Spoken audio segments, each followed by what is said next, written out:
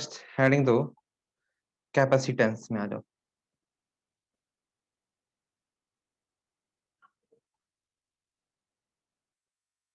Capacitance तो electrostatics का सबसे लास्ट टॉपिक है कैपेसिटेंस, पूरा दोनों चैप्टर पे। तो फर्स्ट में आते हैं, हेडिंग दो यहाँ पे, charging capacity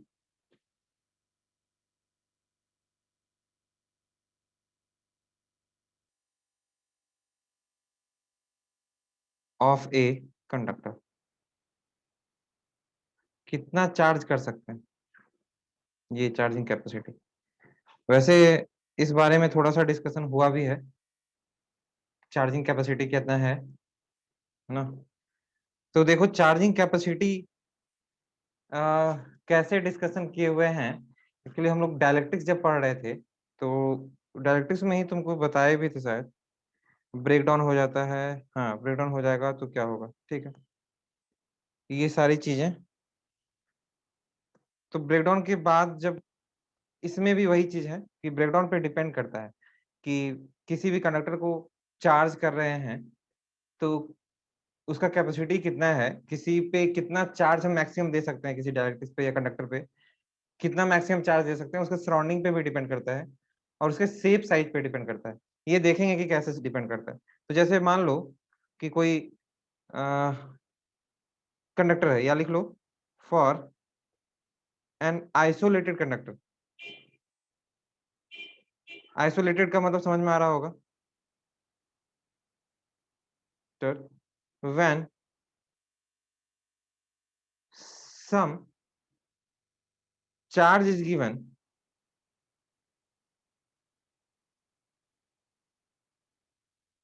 some charge is given to it, to it, full stop दे दो, its surface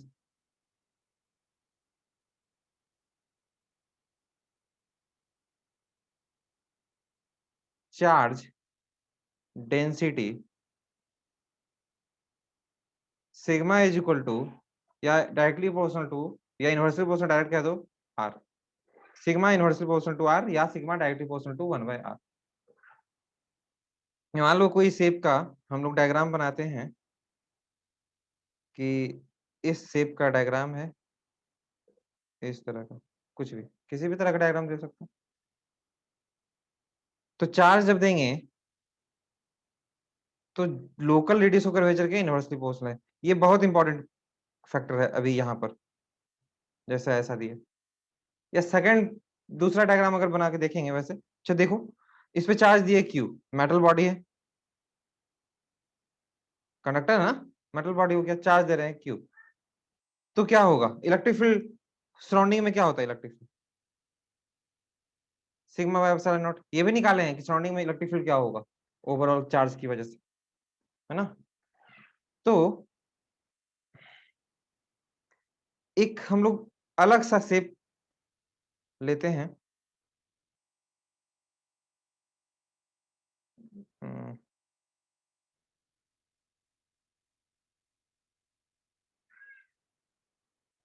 ठीक है, ये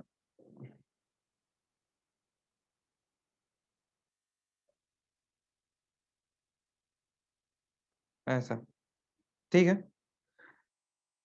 थोड़ा सा गड़बड़ बन रहा है, थोड़ा और अलग तरह का बनना चाहिए था, जैसा हम सोच रहे हैं उसके अकॉर्डिंग नहीं बन रहा, लेकिन चलो कोई बात नहीं।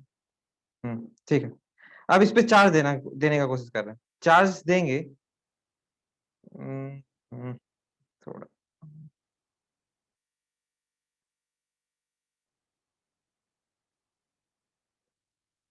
थोड़ा मैच नहीं कर रहा है, क्या करें, इस शेप में थोड़ा ज्यादा कर दो और इधर ये ठीक।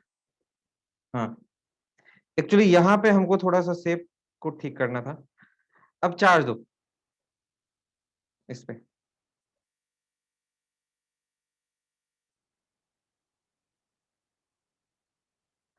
चार्ज देते हैं तो इस जगह पे चार्ज ज्यादा होता है, क्योंकि सिग्मा जो inversely proportional to local radius of curvature लिखे हैं इस जगह पर, इट मींस जिसका लोकल रेडियस ऑफ कर्वेचर, जिस कर्व का लोकल रेडियस ऑफ कर्वेचर कम होगा वहां पे ज्यादा चार्ज होगा, डेंसिटी वहां पे ज्यादा होगा, ये कह सकते हैं।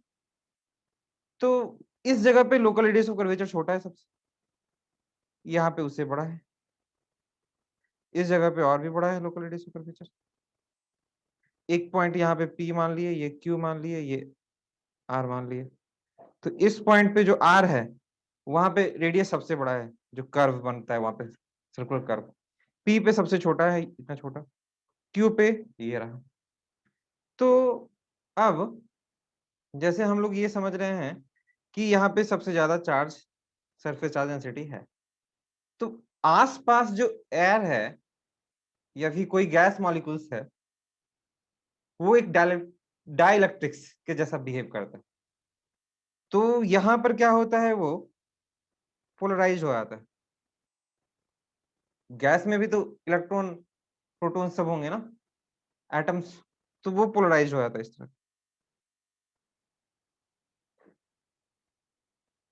इस तरह, क्योंकि यहाँ पे ज्यादा डेंसिटी में चार्ज है, इधर कम डेंसिटी है, इधर पोलराइज नहीं हुआ, पर इस साइड पोलराइज हो गया। अब चार्ज को और बढ़ाने का कोशिश कर रहे हैं, चलो चार्ज को बढ़ाते हैं दूसरे कलर से। चार्ज को बढ़ा रहे हैं, एक चार्ज ये बढ़ा, तो इधर भी एक दो चार्ज बढ़ जाएगा, और बढ़ा इधर चार्ज, तो इधर भी कुछ बढ़ेगा, पर यहाँ पे ज्यादा चार्ज बढ़ रहा है क्योंकि डेंसिटी वहां पे ज्यादा होगा, इधर का डेंसिटी कम। तो इधर भी जो चार्ज बढ़ा, जिसकी वजह से अब क्या हो रहा है,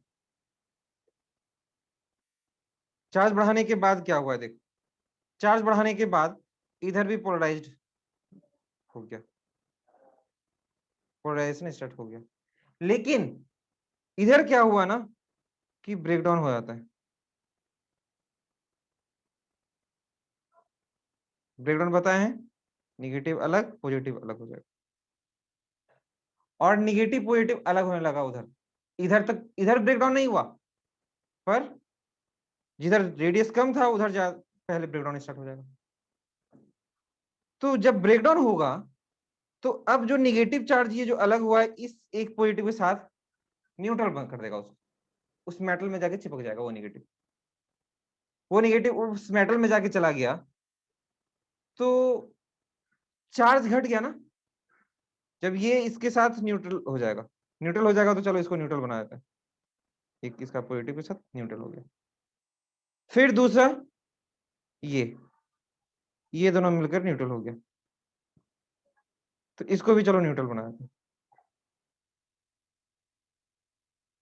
न्यूट्रल हो गया। तो पॉजिटिव चार्ज यहां पे रह गया क्या सराउंडिंग में, फिर घट गया, घटने के बाद क्या होगा, इस जगह का जो पोलराइजेशन था ये खत्म हो गया, क्योंकि इधर का चार्ज क्या होगा अब, फिर से इधर का चार्ज, मतलब इधर जो ज्यादा चार्ज हुआ था वो यहाँ पे आ जाएगा,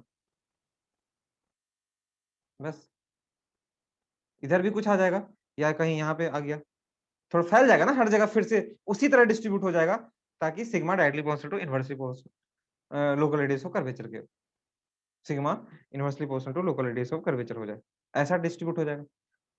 तो चार्ज को घटा दिया कौन, डाइलेक्ट्रिक्स, मतलब सराउंडिंग उसको कम कर दे रहा है, तो सराउंडिंग कम कर, और भी अगर चार्ज देते हैं फिर बढ़ाए चार्ज,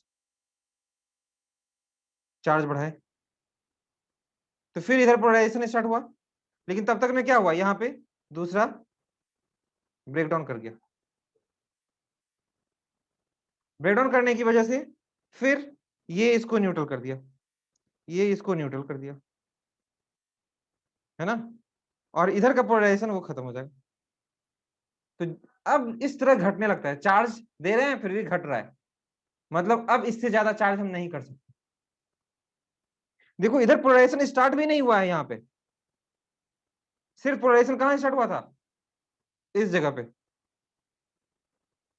पोलराइजेशन सिर्फ यहाँ पे स्टार्ट हुआ था, यहाँ पे स्टार्ट हुआ है पोलराइजेशन, लेकिन उधर ब्रेकडाउन स्टार्ट हो गया।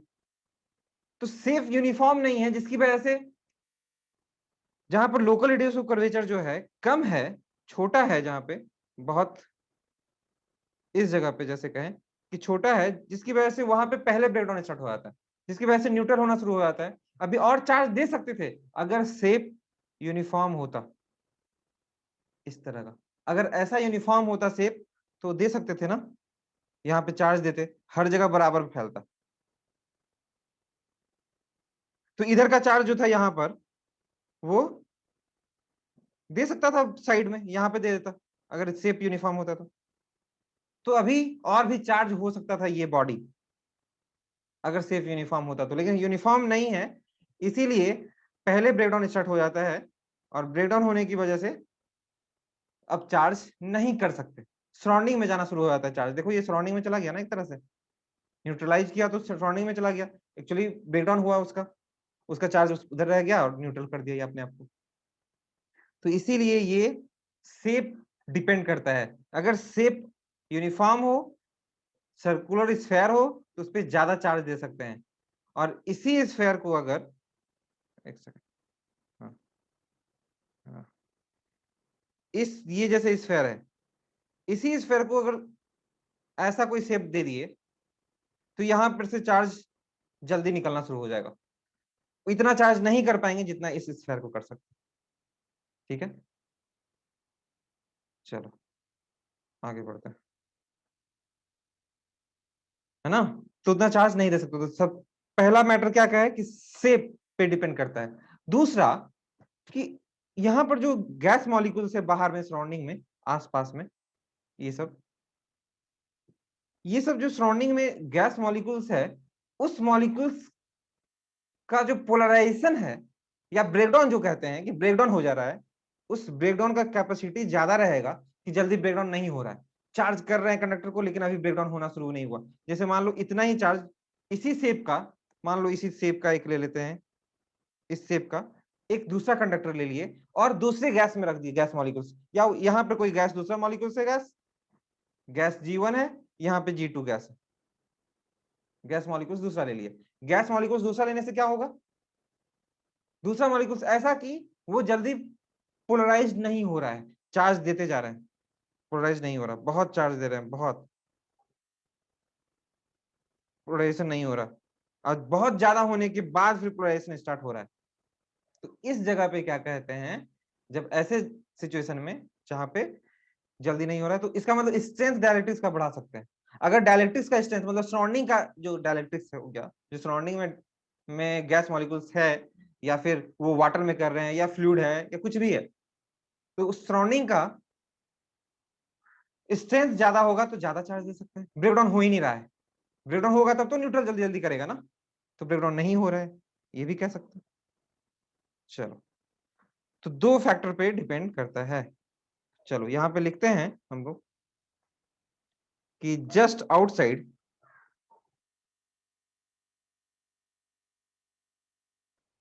The conductor,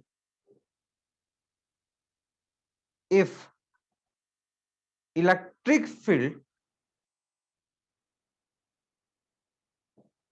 exceed the breakdown strength, जो ब्रेकडाउन स्ट्रेंथ होगा ना उससे एक्सीड कर गया, मतलब just outside the conductor, conductor के जस्ट बाहर, अगर इलेक्ट्रिक फील्ड जो चार्ज दे रहे हैं, अभी चार्ज की वजह से जो इलेक्ट्रिक फील्ड डेवलप हो रहा है, इलेक्ट्रिक फील्ड, वो जो इलेक्ट्रिक फील्ड डेवलप हुआ है, वो इलेक्ट्रिक फील्ड अगर ज्यादा हो गया उसके डायलेक्ट्रिक स्ट्रेंथ से, डायलेक्ट्रिक स्ट्रेंथ अब डायलेक्ट्रिक में बन गया, ब्रेकडाउन स्ट्रेंथ से ज्यादा है हो गया, तो ब्रेकडाउन होगा। तो जैसे ही ज्यादा हो जाएगा वो ब्रेकडाउन स्टार्ट हो जाता है, जिसकी वजह से फिर चार्ज न्यूट्रल होने लगता है। तो क्या लिखे, charging strength of dipole of medium, medium side का मीडियम जो है, charge of conductor will leak out in surrounding.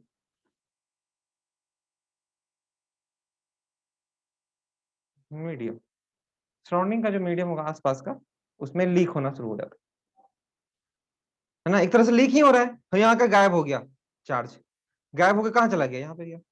Actually leak तो नहीं होता, उस डायरेक्टिक्स का इसको न्यूट्रल कर देता है, तो कह देंगे कि लीक हो रहा है, दिखता लगता है कि बाहर की तरफ अब जाने लगा, है ना। ये होता है situation surrounding in the medium. आगे, for every conductor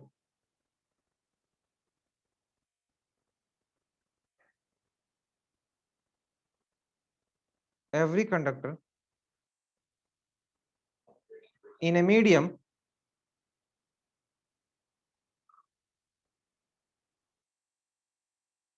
there exists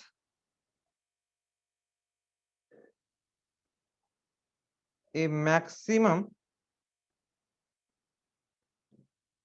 capacity up to which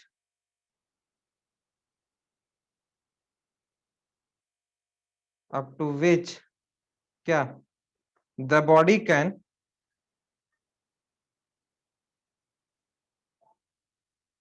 be charged, है ना। and it depends on it depend on first shape of the conductor,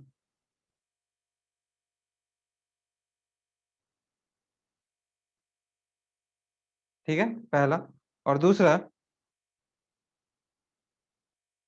break down strength of surrounding medium.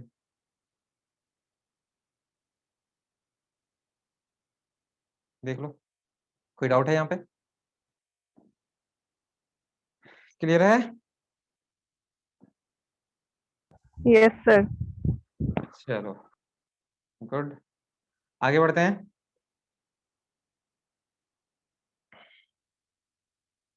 दूसरा point लेते हैं, आगे बढ़ते हैं, capacitance पे आते हैं। एक्चुअली चार्ज का कैपेसिटी अगर देख लेंगे तब तो हम लोग समझेंगे ना फिर आगे, मतलब चार्ज का कैपेसिटी जान, मतलब किसी भी कंडक्टर का कैपेसिटी जानेंगे तब तो। जैसे कैपेसिटर है, फैन में लगा हुआ है कैपेसिटर, कितना उसमें चार्ज स्टोर हो सकता है, कैसे उसमें प्लेट होता है, कितना चार्ज स्टोर हो सकता है, उसे सराउंडिंग में पे डिपेंड करता है, उसके शेप पे डिपेंड करता है। कैपेसिटेंस है, कितना उस पर चार्ज स्टोर हो सकता है, कोई दूसरे शेप का हम बनाए, कोई जरूरी नहीं है सिलिंड्रिकल या पैरेलल प्लेट वाला कैपेसिटर जो फैन में लगा हुआ होता है, वो ऐसा कोई जरूरी नहीं है, कोई दूसरा हम यूज कर रहे हैं, या हम अपना शेप एक रेडी कर रहे हैं कि उसमें ज्यादा से ज्यादा चार्ज दे सकें, कौन सा मीडियम रखें आसपास का सराउंडिंग का कि कितना ज्यादा, ये चीज इसलिए बताया गया यहाँ पे। अब आगे चलते हैं हम लोग किस पे, कैपेसिटेंस पे आते हैं, capacitance of a conductor,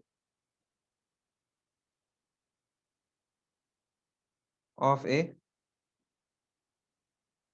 conductor,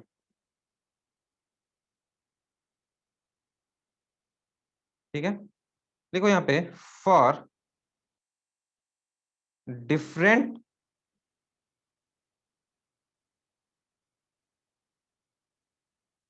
different conductor we define a term capacitance, है ना, which relates the charge and potential of the conductor, है ना। कैपेसिटेंस किसी का मेजर करना है तो चार्ज और पोटेंशियल के बीच एक क्या बोलेंगे कि रिलेट करते हैं चार्ज और पोटेंशियल को, चार्ज पोटेंशियल को रिलेट करने में एक कांस्टेंट जो आता है, एक तरह से वही होता है तुम्हारा। तो जैसे ये कह सकते हैं कि चार्ज किसी को कितना कर सकते हैं, तो वो पोटेंशियल पे डिपेंड करता है। जैसे as we know for a conductor charge is directly proportional to potential. मतलब पोटेंशियल अगर ज्यादा देंगे, मतलब किसी कंडक्टर को चार्ज कर रहे हैं, कैपेसिटर को मान लो चार्ज कर रहे हैं, तो जितना ज्यादा बैटरी से कनेक्ट करेंगे, ये बैटरी है, ये कैपेसिटेंस है, तो जितना ज्यादा बैटरी से कनेक्ट करेंगे, पोटेंशियल जितना ज्यादा होगा, उतना ज्यादा चार्ज जब स्टोर होगा उस पर। तो वही कहने का मतलब है, charge is directly proportional to capacitance, ये पोटेंशियल। तो Q equal to C V. जब प्रोपोर्शनलिटी साइन हटाते हैं तो C देना पड़ता है, C कांस्टेंट है, तो C है यहाँ पे कैपेसिटेंस ऑफ द कंडक्टर, है ना, in the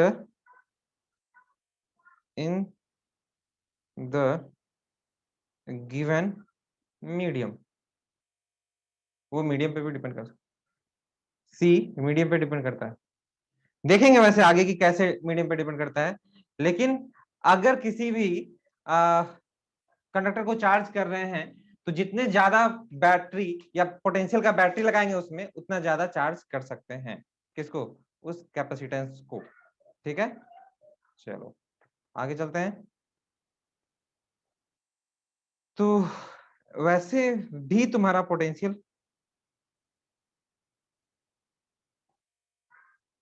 difference, potential difference, potential, जैसे पोटेंशियल एनर्जी एक जगह कहीं वैसा कुछ नहीं होता, किसी से कंपेयर करना पड़ता है। जैसे इन्फिनिटी में पोटेंशियल एनर्जी को जीरो मानते हैं वहां से, तो इसीलिए पोटेंशियल डिफरेंस ही रहेगा। बैटरी का पोटेंशियल डिफरेंस मतलब पॉजिटिव टर्मिनल और नेगेटिव टर्मिनल का जो डिफरेंस आता है बैटरी में, वही होता है potential. Potential difference respect with respect to a given reference, given reference. Generally reference जो होता है वो इन्फिनिटी पे होता है ना। चलो सी क्या हो गया? सी जो है, सी से डिसाइड होता है क्या? देखो एक second. C, what is C? It is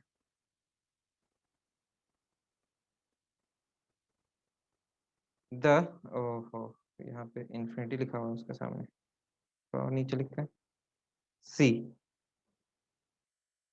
it is the capacitance of the system, है ना, of the system which include the whole region in which charge of conductor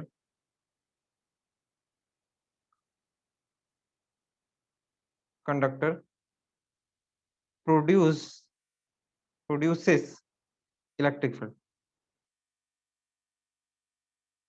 जहां सी किस पे है, वो एक तरह से कह सकते हैं कि जहां तक उसका इलेक्ट्रिक फील्ड, जब चार्ज किए उस कंडक्टर को, तो उसका जो सी होगा कैपेसिटेंस, वो इंक्लूड कर लेगा पूरा होल रीजन जहां तक वो इलेक्ट्रिक फील्ड प्रोड्यूस कर सकता है। क्योंकि इलेक्ट्रिक फील्ड पे ही तो डिपेंड करता है ना डायरेक्ट्रिक मीडियम का ब्रेकडाउन। तो उस पर कितना चार्ज दे रहे हैं, इलेक्ट्रिक फील्ड बढ़ेगा, इलेक्ट्रिक फील्ड बढ़ेगा, डायरेक्ट्रिक का ब्रेकडाउन जल्दी ब्रेक होना शुरू हो जाएगा फिर, है ना। तो यही कहने का मतलब। चलो आगे है next point, capacitance of an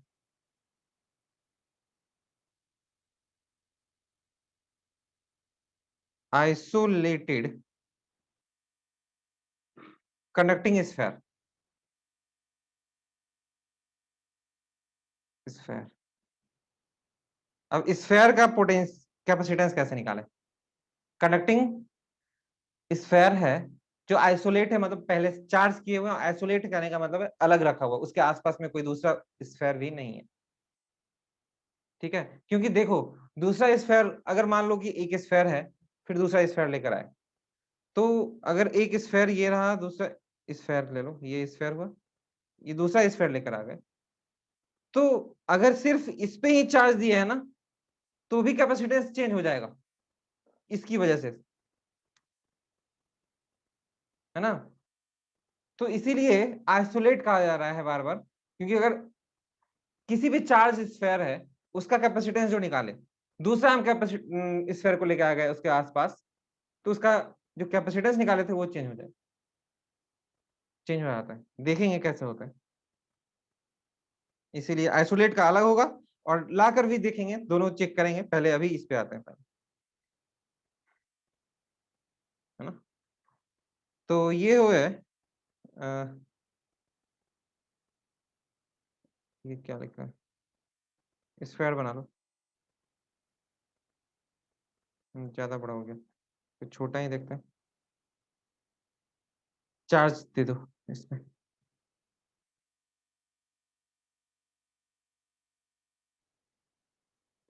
electric field,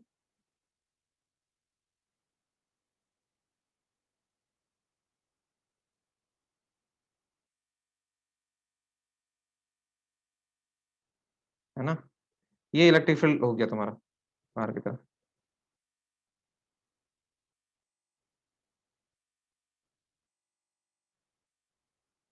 charge दिए क्यू। तो अब हमको निकालना क्या है, कैपेसिटेंस। इसकी वजह से कैपेसिटेंस कितना हो रहा है। तो कैपेसिटेंस अगर निकालना है तो चलो, the potential of sphere to supplied charge is v equal to K Q by R, अगर रेडियस आर है।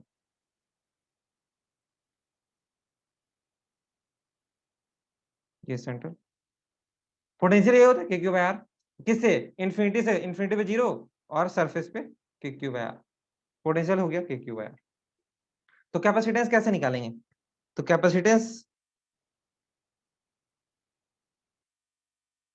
कैपेसिटेंस ऑफ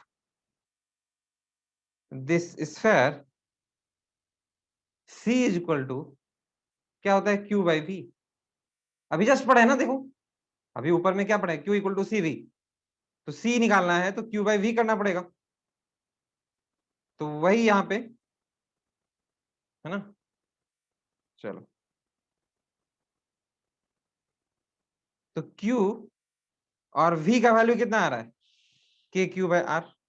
लिखो के क्यू बाय आर,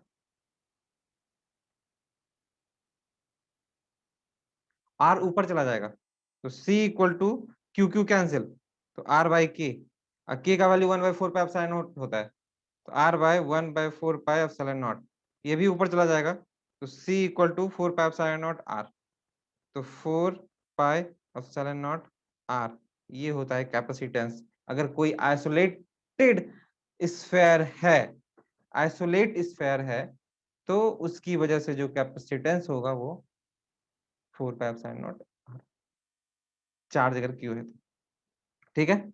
और अगर आसपास ये सराउंडिंग, यहाँ पे सराउंडिंग क्या है, वैक्यूम है ये, अगर वैक्यूम नहीं रहेगा, सराउंडिंग कुछ है, मीडियम, कोई दूसरा मीडियम दे दिया, तो ये एप्सिलॉन नॉट के जगह पे कुछ और होगा। If outer medium is having relative permittivity epsilon R, इसका रिलेटिव परमिटिविटी दिया हुआ है एप्सिलॉन आर, तो वहां पे परमिटिविटी का value epsilon naught into epsilon R देना पड़ेगा। एप्सिलॉन नॉट की जगह पे रिप्लेस करना पड़ेगा एप्सिलॉन से, मतलब एप्सिलॉन नॉट रिप्लेस हो गया, replaced by epsilon naught epsilon R, और वैक्यूम का एप्सिलॉन आर का वैल्यू 1 होता है, तो रिप्लेस यहाँ पे देखो 1 है, कुछ नहीं, एप्सिलॉन नॉट इंटू 1 है, तो ये हो जाएगा तुम्हारा, now it's capacitance become C is equal to 4 pi epsilon naught epsilon R into R, ये हो जाएगा एप्सिलॉन नॉट एप्सिलॉन आर, मतलब 4 पाई एप्सिलॉन और आर। एप्सिलॉन का वैल्यू हो गया epsilon into epsilon naught into epsilon R. ठीक है, चलो आगे बढ़ते हैं।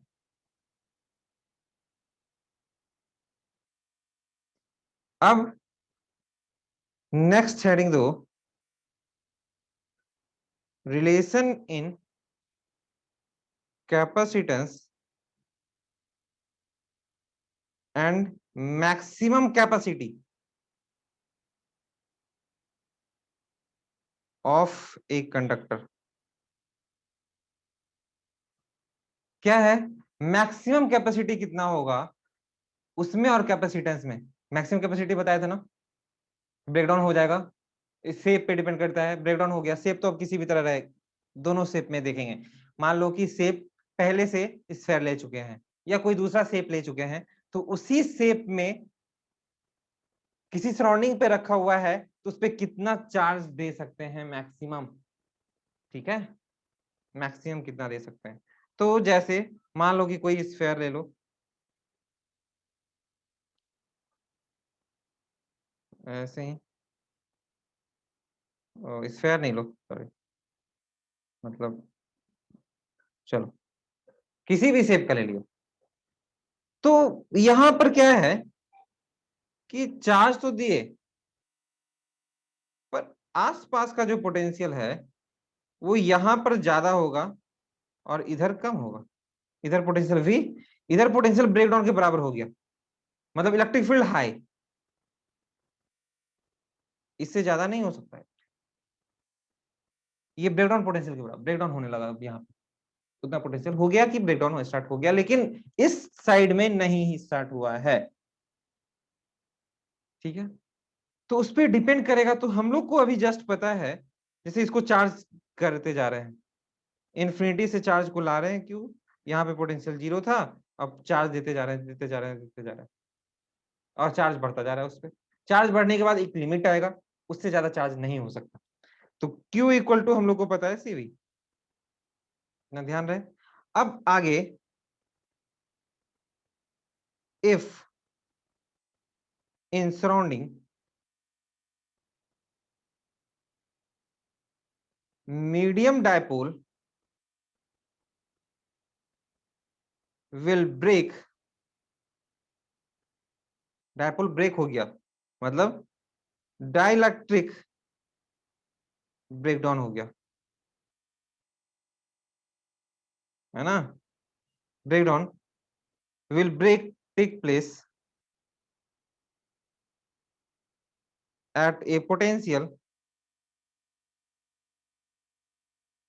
VB। VB हो गया तुम्हारा ब्रेकडाउन वोल्टेज, वोल्टेज जिसको पोटेंशियल भी कहते हैं, ब्रेकडाउन वोल्टेज कहते हो या potential, at a point in region. ठीक है, तो अभी क्या था कि चार्ज तुम्हारा Q, चार्ज जैसे करते जा रहे हैं चार्ज का वैल्यू, तो ये चार्ज बढ़ते बढ़ते एक समय आएगा कि ब्रेकडाउन वोल्टेज के बराबर हो गया। तो ब्रेकडाउन वोल्टेज के बराबर अगर हो जाता है तो इलेक्ट्रिक फील्ड जैसे V बढ़ रहा है पोटेंशियल, तो कहीं पे इलेक्ट्रिक फील्ड ज्यादा, कहीं पे इलेक्ट्रिक फील्ड कम, कहीं पे पोटेंशियल ज्यादा, कहीं पे कम, ऐसा आ रहा है। तो E इक्वल टू dV/dx, और ये वैल्यू हो गया इलेक्ट्रिक फील्ड ब्रेकडाउन के बराबर। तो ब्रेकडाउन पोटेंशियल जब हो गया तो चार्ज मैक्सिमम जो होगा C into V breakdown minimum. मतलब मिनिमम मतलब कहने का मतलब सबसे कम, ब्रेकडाउन स्टार्ट हो चुका है, पोटेंशियल जैसे स्टार्ट हुआ उसके बाद तो चार्ज दे ही नहीं सकते ना। तो मिनिमम ब्रेकडाउन जितना चाहिए उससे ज्यादा भी दे, चार्ज बहुत ज्यादा दे दिए, इतना ज्यादा सडनली कि ब्रेकडाउन से भी ज्यादा पोटेंशियल हो गया, लेकिन फिर तो खत्म होने लगेगा, वो निकलना शुरू हो जाएगा। तो ऐसे सिचुएशन पे कि अब जस्ट ब्रेकडाउन होने ही वाला है, मिनिमम पोटेंशियल, वो मिनिमम पोटेंशियल ब्रेकडाउन जस्ट होने वाला है, अभी हुआ नहीं, उस समय जो चार्ज स्फीयर पे दिए वही होगा मैक्सिमम चार्ज, इससे ज्यादा चार्ज नहीं दे सकते हो। ठीक है, चलो। तो ब्रेकडाउन पोटेंशियल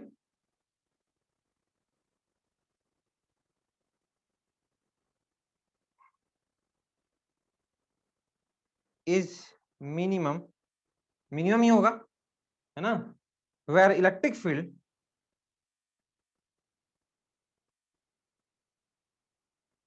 एक सेकेंड, क्या कह रहा हूँ,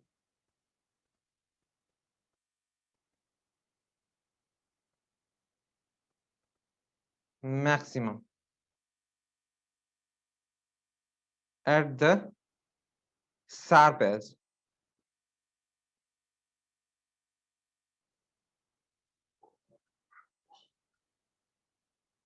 मतलब शार्प एज मतलब चार्ज डेंसिटी मैक्सिमम।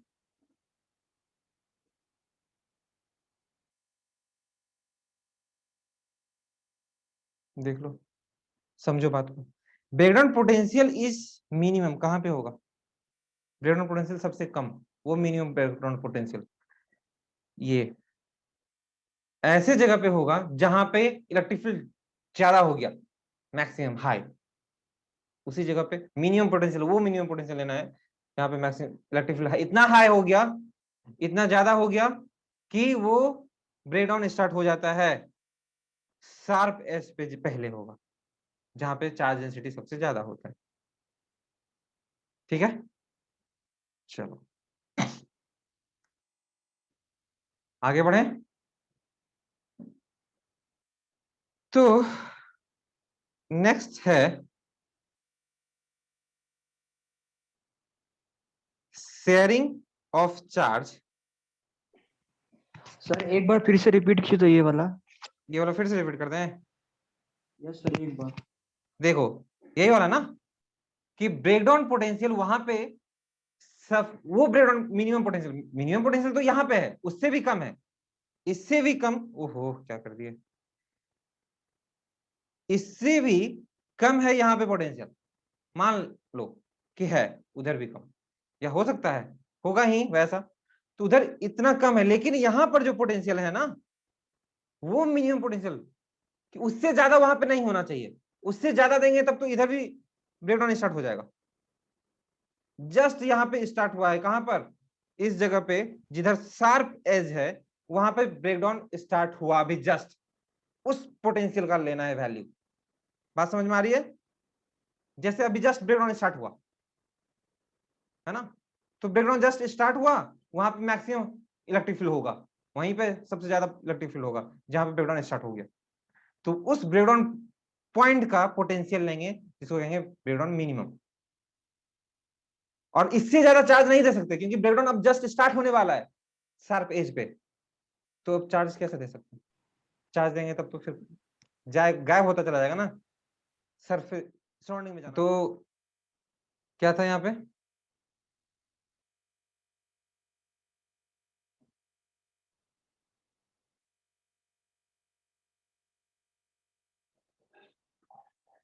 हाँ, तो यहाँ पे वही होगा मैक्सिमम चार्ज जहां पे अगर पोटेंशियल जस्ट अभी ब्रेकडाउन स्टार्ट हुआ है उस जगह का पोटेंशियल से मल्टीप्लाई करना पड़ेगा, दूसरे पोटेंशियल से नहीं ले सकते, वो पोटेंशियल लेंगे जहां पे ब्रेकडाउन स्टार्ट होना शुरू हुआ, और इससे ज्यादा अगर चार्ज देंगे तो पोटेंशियल तो बढ़ेगा थोड़ा सा समय के लिए, लेकिन फिर वो घटना शुरू हो जाएगा चार्ज, क्योंकि वो इन ब्रेकडाउन की वजह से लीक होना शुरू हो जाता है चार्ज, तो लीक होने की वजह से फिर से पोटेंशियल घट जाएगा, तो वो पोटेंशियल लेना है। ठीक है, आगे बढ़ते हैं। शेयरिंग ऑफ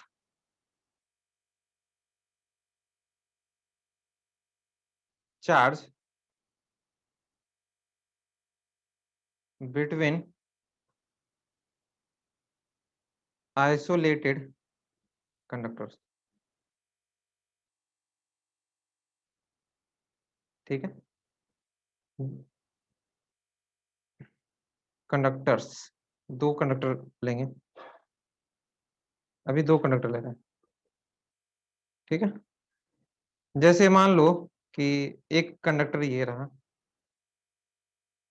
दूसरा कंडक्टर ये किसी भी शेप का कंडक्टर ले लो, ये दूसरा कंडक्टर ये रहा, यहाँ पे चार्ज Q1 है, यहाँ पे चार्ज Q2 है। तो चार्ज दिए,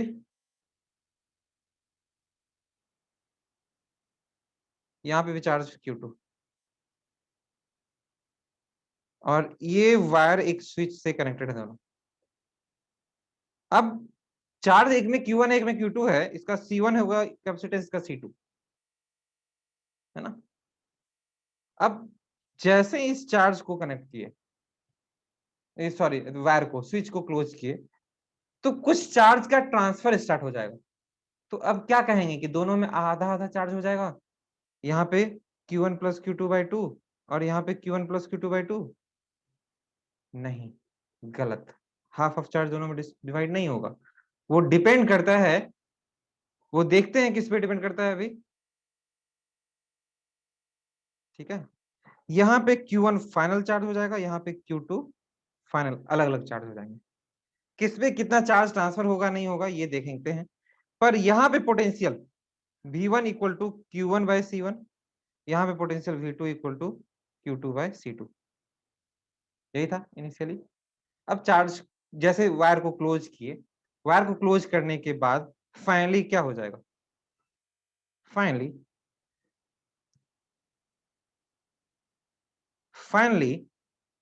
V1 final equal to V2 final.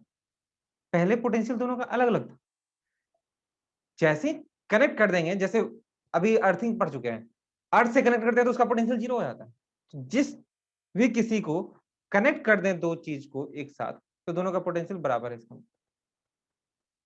है ना। तो फाइनली पोटेंशियल को इक्वेट कर देंगे, उसके बाद ऐसा वैल्यू होगा कि दोनों का पोटेंशियल इक्वल हो जाए। तो दोनों का पोटेंशियल इक्वल करने के लिए जिसमें जितना चार्ज का रिक्वायरमेंट होगा उतना अपने आप ट्रांसफर हो जाएगा। ठीक है, तो इस तरह ट्रांसफर होता है। तो देखो, जैसे V1 फाइनल मतलब हो गया ये Q1 final by C1 equal to Q2 final by C2। एक में चार्ज आया Q1 फाइनल बाय, दूसरे में Q2 फाइनल, तो पोटेंशियल दोनों में ये आ जाएगा, C1 C2 तो उतना ही रहेगा।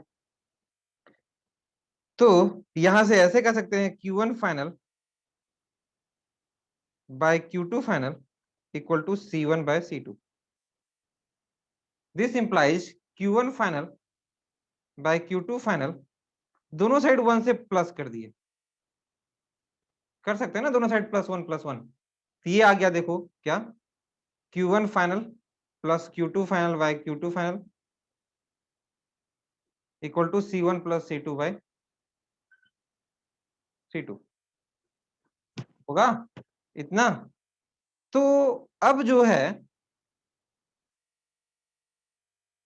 हम लोग को इतना पता है कि Q1 प्लस Q2, यहीं पे देखो ऊपर में Q1 Q2, एक पे Q1 एक में Q2 है, यही दोनों चार्ज का अदल बदल करता है, ट्रांसफर होता है, थोड़ा सा इसमें उससे इसमें आता है, तो Q1 फाइनल Q2 फाइनल हो जाता है। मतलब कि Q1 final plus Q2 final equal to Q1 plus Q2। जितना टोटल चार्ज पहले था उतना ही बाद में भी चार्ज रहेगा ना, है ना। तो वही चीज यहाँ पे लिख रहे हैं, तो Q1 प्लस Q2 हो जाएगा by Q2 final equal to C1 plus C2 by C2। तो यहां से हम लोग को Q2 फाइनल निकालना है, तो Q2 final equal to Q1 plus Q2 by C1 plus C2 into C2। ये हो गया तुम्हारा Q2 फाइनल, Q2 फाइनल। और अभी जस्ट हम लोग क्या पढ़े हैं, ये देखो कि Q1 final by C1 equal to Q2 final by C2, ये होता है। तो Q2 फाइनल का वैल्यू यहाँ पे पुट कर दें, तो 1/C2, और Q2 फाइनल का वैल्यू हो जाएगा Q1 plus Q2 by C1 plus C2 into C2, C2 cancel, और ये C1 उधर चला जाएगा, तो Q1 final equal to Q1 plus Q2 by C1 plus C2 into C1।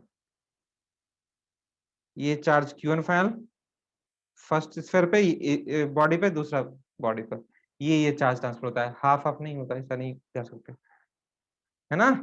इस पे डिपेंड करता है कि किस पे कितना चार्ज ट्रांसफर होगा। ठीक है, कोई डाउट है इसमें? तो रहने देते हैं इतना ही आज। कोई डाउट है इसमें तुम लोग को? No, sir. चलो, थैंक यू।